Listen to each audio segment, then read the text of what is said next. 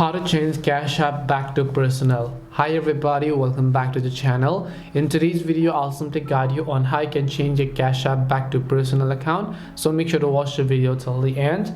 In order to actually change your Cash App back to your personal account, you first of all want to open up Cash App.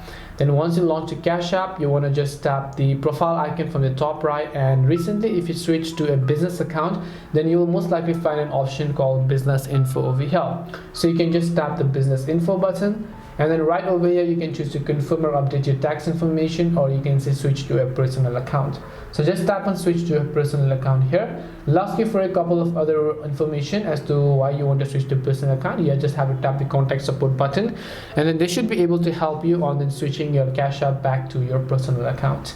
And this is it on how you can switch your Cash App account back to personal. Hope this video was helpful, and if it did help you, make sure to leave a like and subscribe to the channel. If you have any questions, feel free to leave them down. Thank you very much for watching till the end, and see you in the next video.